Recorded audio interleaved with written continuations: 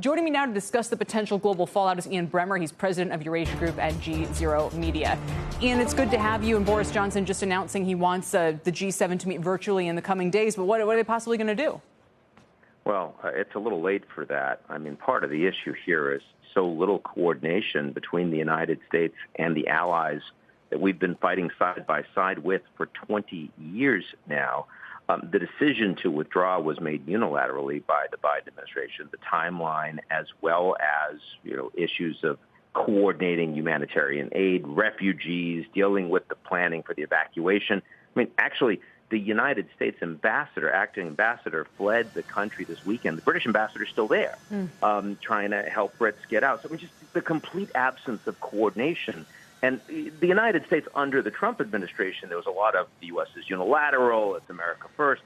The Europeans really didn't expect that under Biden, and they're quite angry about it. You've heard the UK defense minister came out yesterday with some really choice words in how they felt like there was not coordination with the Americans here.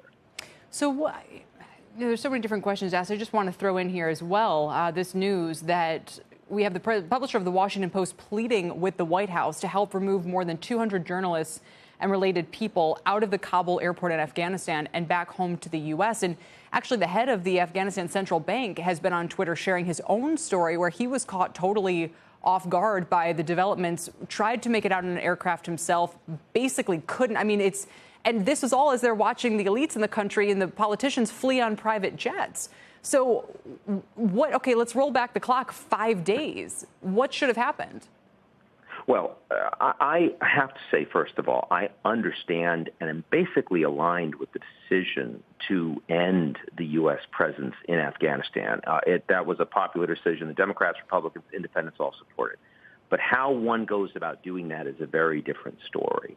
And, 5 days ago, the Biden administration still believed that the Afghan Defense Forces, that the United States has spent some $88 billion training over the last 20 years, would be able to continue to fight against the Taliban while the Americans were withdrawing, not just withdrawing our citizens, but also withdrawing those that have been supported the United States over the course of the past decade plus, and that the Taliban would have targeted.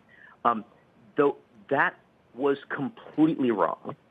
And not only was the intelligence failure there, but also there was really no planning for what if we're wrong. I mean, this was, a combination of bad intelligence and hope.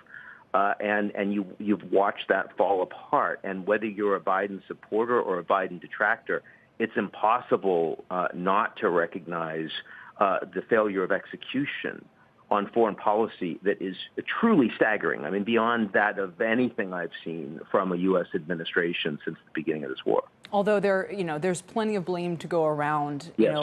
If we're kind of rewinding the clock, and to think back to the fact that the original Taliban regime fell just a couple of months after the 9/11 attacks. Afghanistan was holding democratic elections by 2004, and the situation was stabilizing sort of within the ensuing decade. There wasn't any major attack like on 9/11, and now we will all be witness to what happens after this turn of events. So let me just ask you what you expect from the president this afternoon. He's speaking in about 2 hours' time. Should this be a primetime message?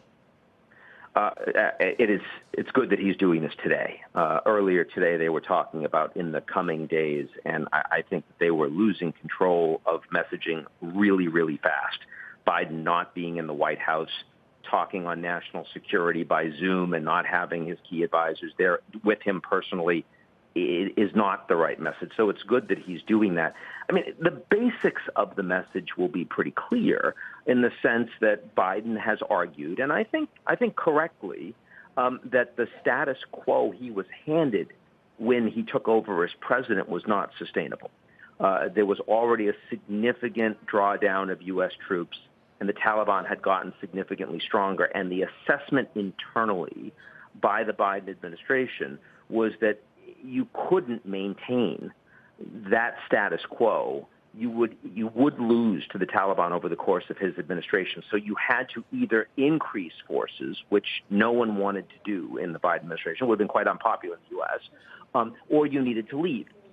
So I think he'll make that point. He'll make that point strongly, and you saw that in his statement over the weekend. But he has to take responsibility for the failures on the ground, the coordination failure, the intelligence failure, the planning failure, the communications failure. And we need to see how much of that he does and what the leadership of the United States will look like going forward. This is a true crisis for him right now. You say it's a true crisis, but the interesting thing about this is that as much of a debacle as it is, those who still supported the U.S. leaving Afghanistan are often pointing to this turn of events as evidence as to why there was no sustainable way for the U.S. presence to stay. So in some curious way, it's almost as if, the rest of the world is seizing this opportunity to kind of point to, America's, inability to lead on this key issue, while the Americans themselves, by and large, leaving Afghanistan up until a couple days ago remained a very popular policy. And I think still is, by the way. I want to be clear that I think that the impact this is going to have for U.S. relations with allies is greater than it will have for Biden domestically right now. Having said that, let's be clear that the situation on the ground in Afghanistan is very fluid, and there are a lot of American citizens that are still there.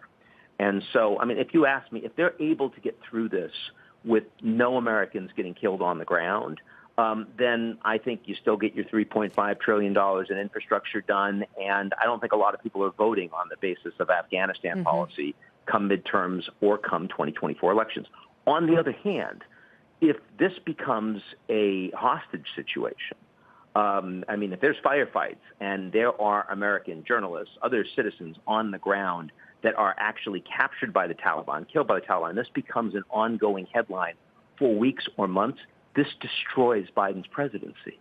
And I don't think there's a 50-50 chance of that happening, but it's not 1%. It's a real possibility.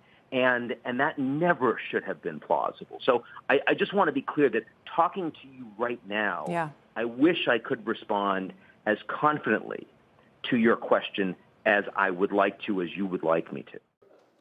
Shepard Smith here. Thanks for watching CNBC on YouTube.